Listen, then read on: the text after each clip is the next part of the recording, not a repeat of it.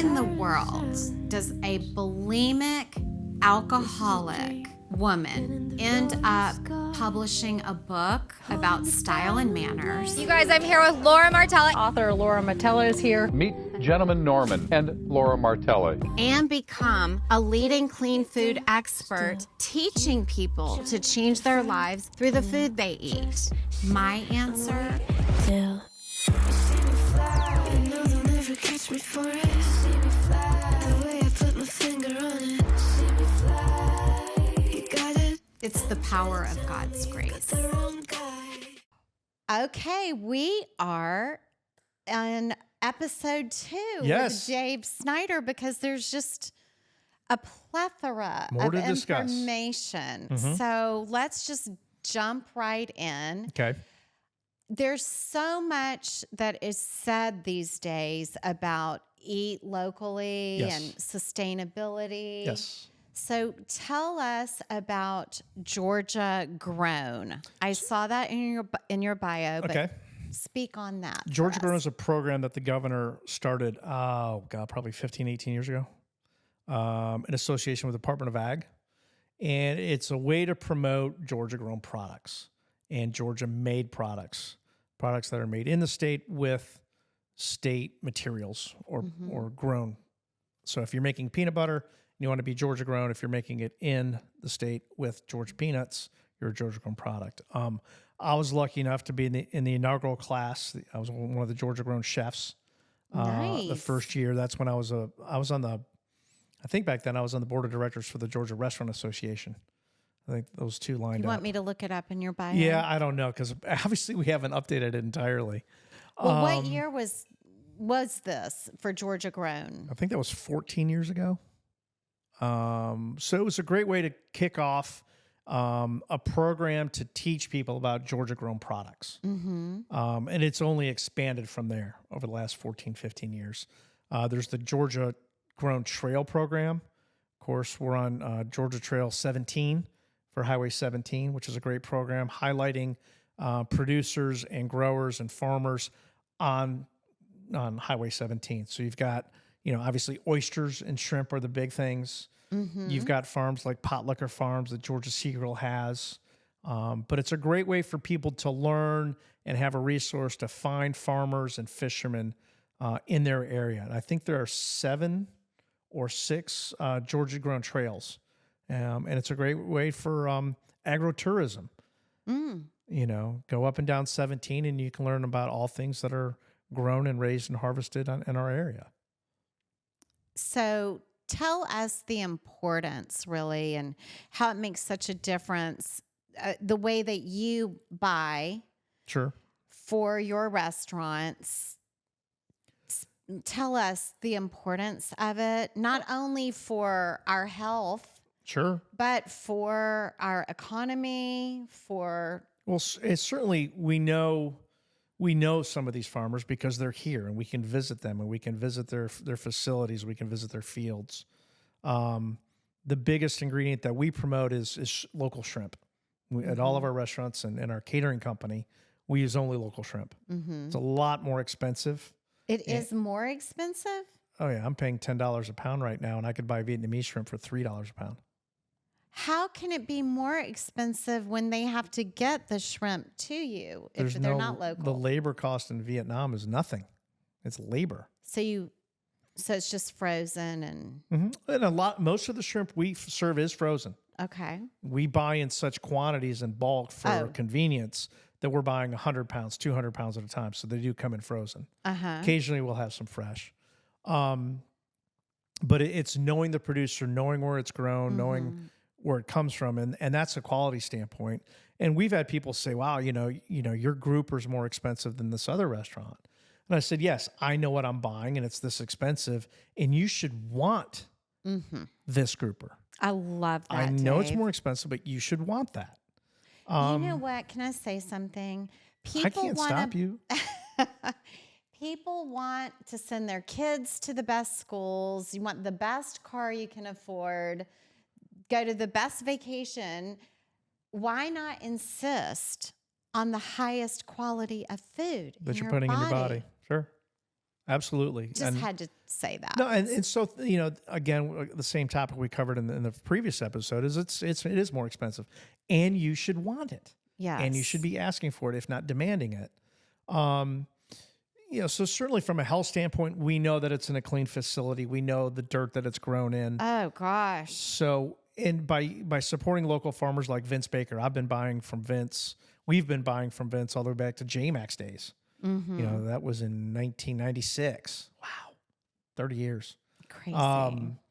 So it's knowing the product, knowing the condition that it's in, and certainly from a flavor standpoint, when it's that much fresher and it can ripen that much longer on the stalk or in the ground, you're buying that fruit or vegetable at its peak. Right.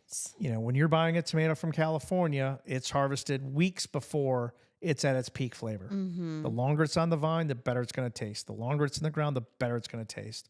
So certainly it's going to also taste better. Mm-hmm. Is it more expensive? Yes. And you should want your food to taste better.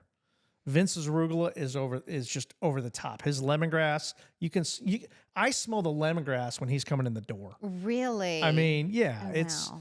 So it's supporting them, of course, financially, keeping the money in town. Mm-hmm. That's amazing. It is. There's a local person that has had a farm in the community for, I think, probably about 10 years now. And he's talking about even bolstering it more, investing in it more. And he's going to add livestock to it. And he's going to use it as a way to teach underprivileged locals work ethic, give them jobs, and support his local county. And then in turn, he wants to sell everything that farm produces locally to keep the money in this county. Mm-hmm. That's how much he loves this county.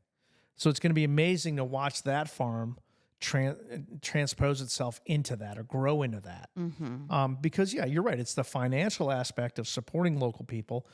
I heard a stat, and I'm proud, and I know I'm going to be wrong, but it's something like for every dollar you spend locally, it might turn into $13, or if you send that dollar out somewhere else, it might turn into $7. I could be way wrong about those numbers. Yeah, no, but I like that concept. But it made sense to me that if you can keep it local, it's just going to get spent 13 times locally versus shipping out somewhere else. That sounds like a wonderful program. Yeah, and it's also, I think, when you have any business, relationships are the foundation. Mm-hmm. And when you're supporting someone locally, you have a better chance of them returning the business and coming in and eating with you and supporting your business. I think the cross marketing is always great. Mm-hmm.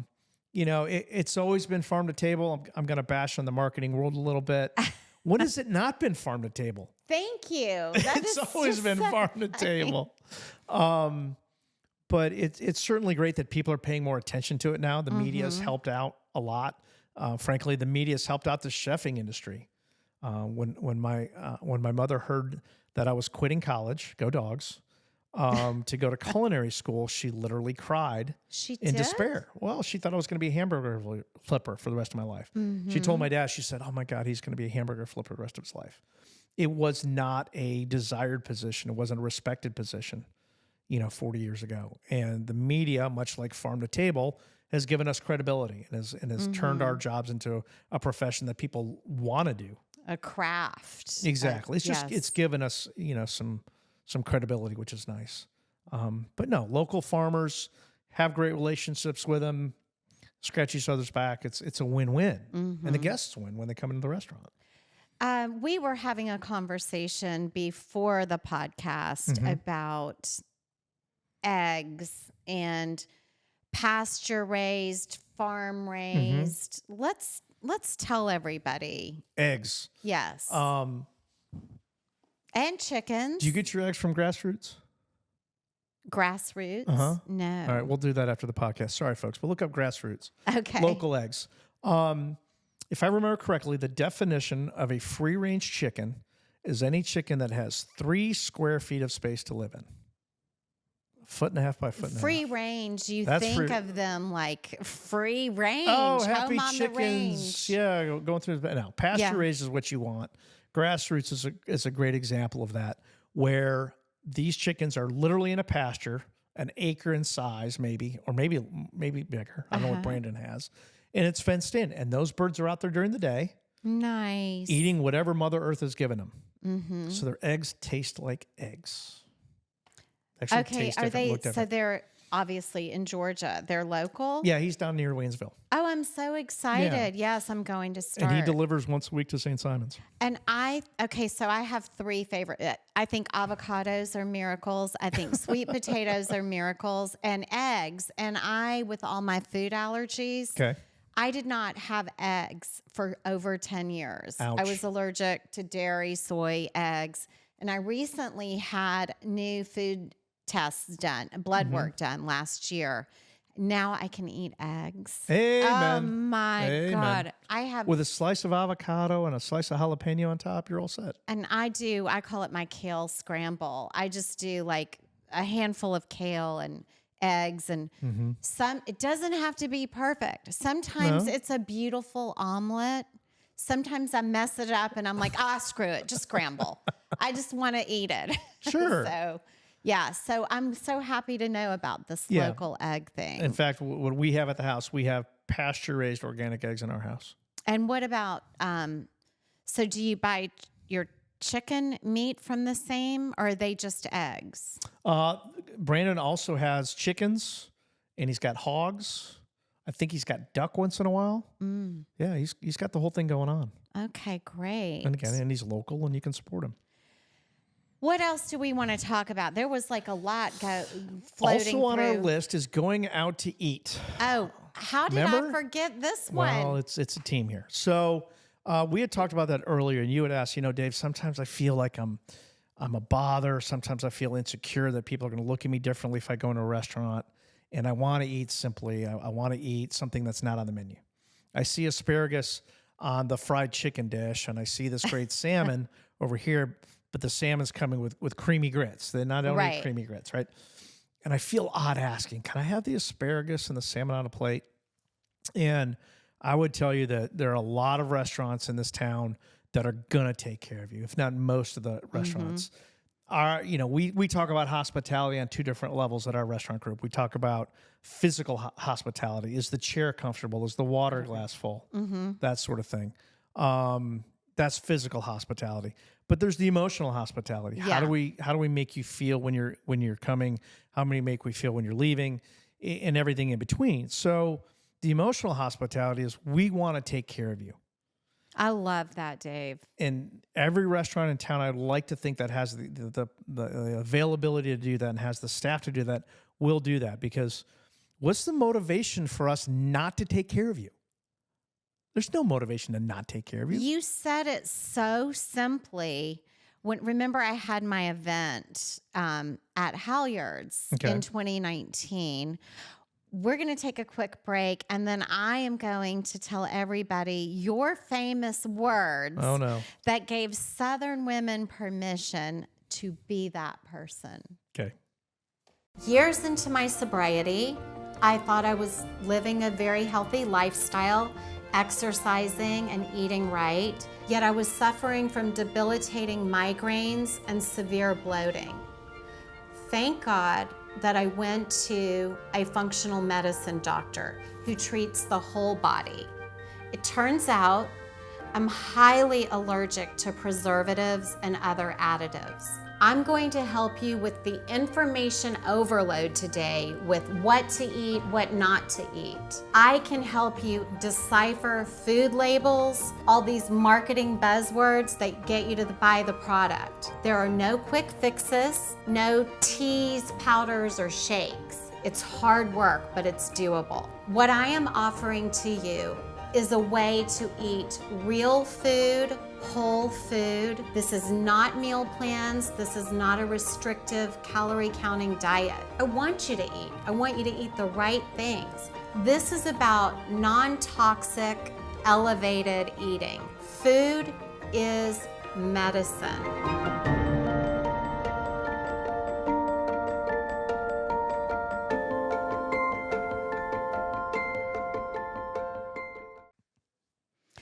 Okay, so Dave. What did I say? I don't know if you even remember this. I'm scared.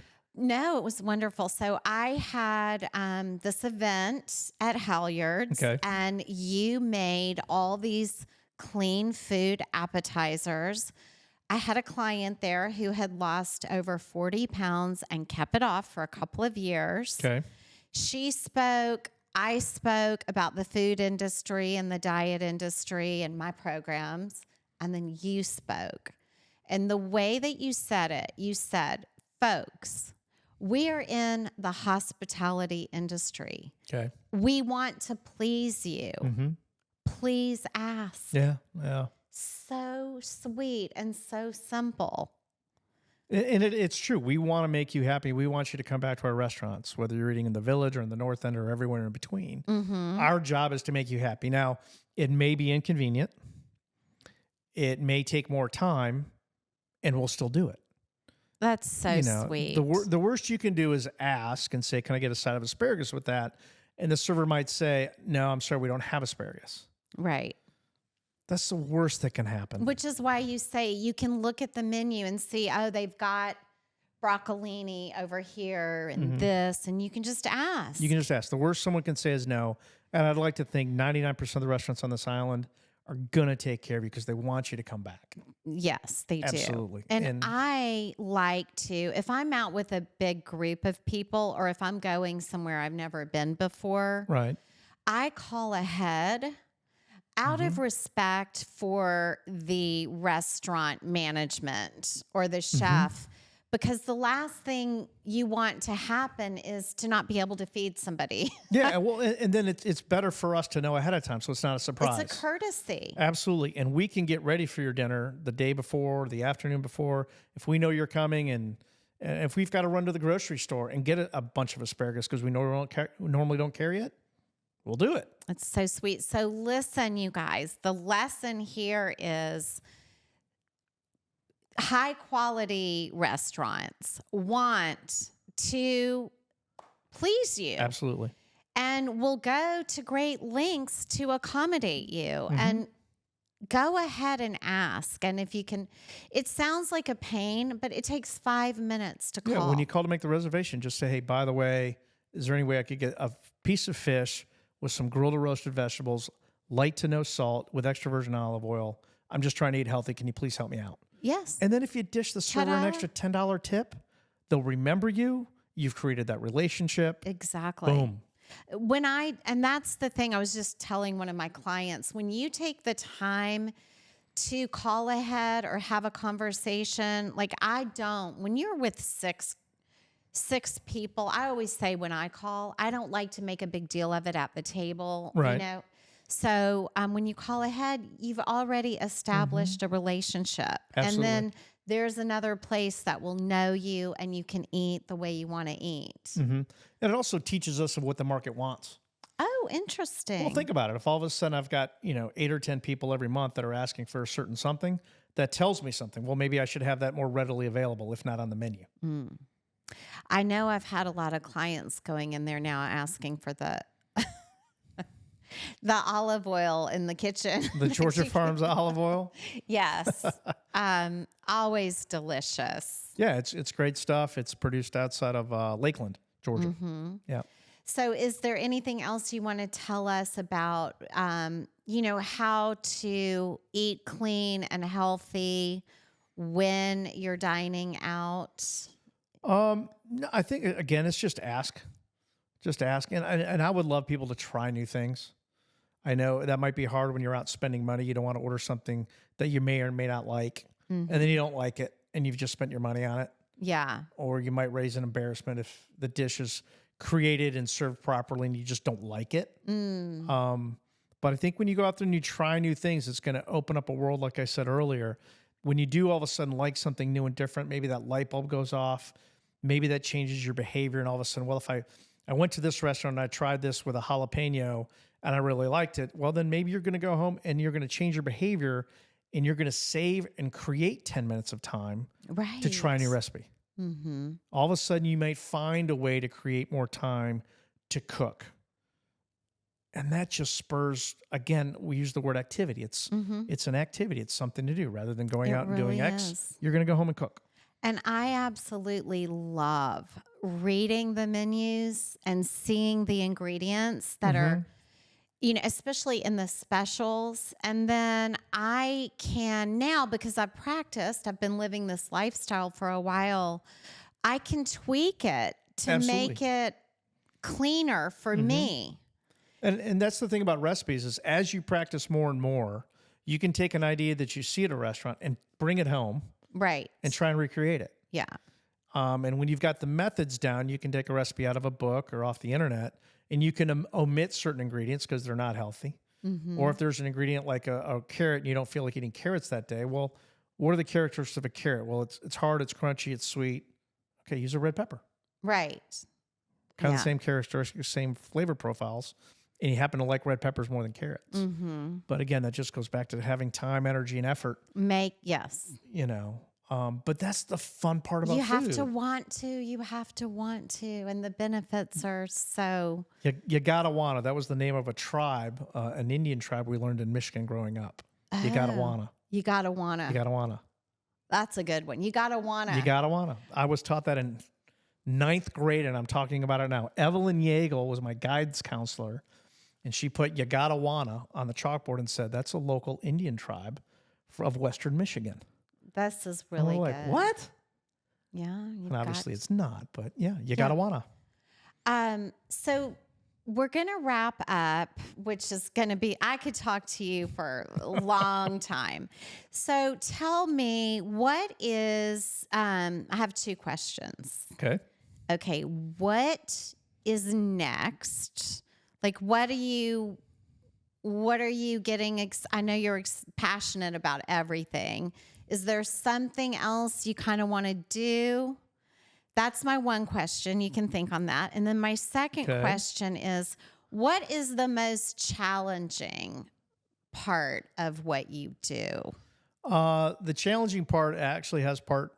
I could answer both those, I think, in Okay. one hopefully quick paragraph. What's next for me is just enjoying my life. And Alexander and her 2 boys are great. How and- old are they? 14 and 19. So fun. Yeah. And so I'd like to spend more time at home, but the challenging part is I still want to grow the company. We've got 110 or so great employees that just bust their tail every day. So if we can grow the company a little bit more, we just bought the food truck.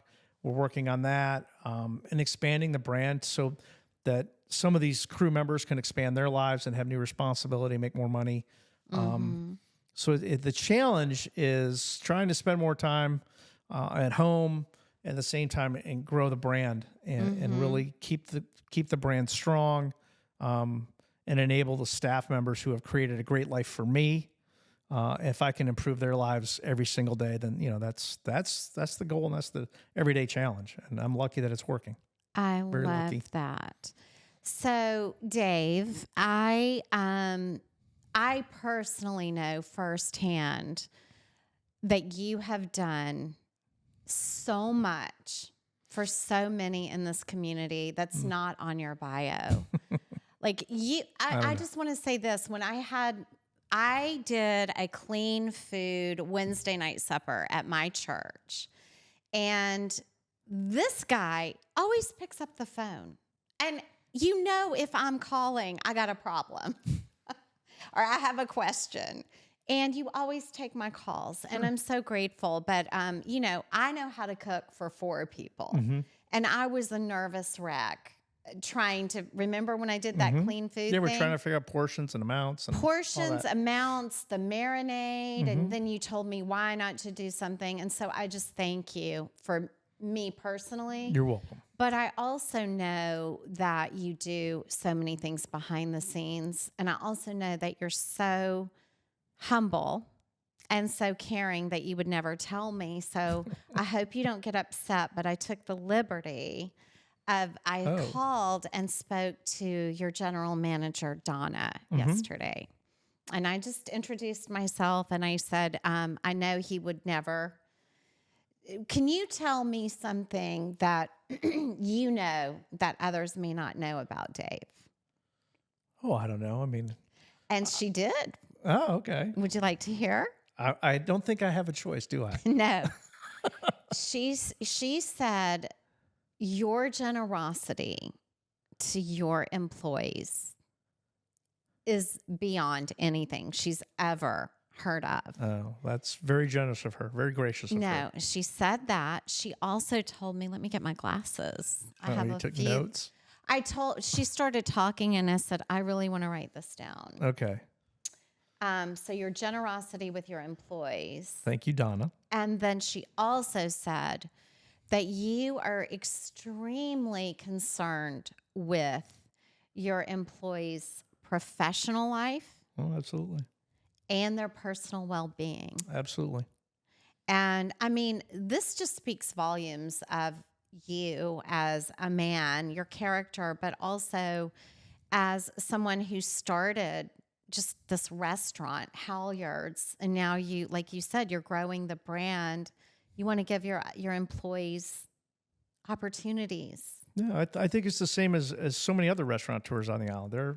I can think of 5 or 8 right off the top of my head that do the same thing. I love that. It's a great community with great leaders and great restaurants, and we're all very lucky, aren't we? Well, we are so blessed to have you in this community. And then I know also that 2 of your team members are battling cancer right now, and that just the way that you are stepping up and being involved. Absolutely. And I just think that you're wonderful. Well, thank you. We are all so blessed to share this community with you.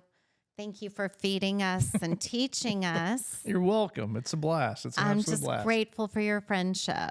Two-way street. Thank you. You're welcome.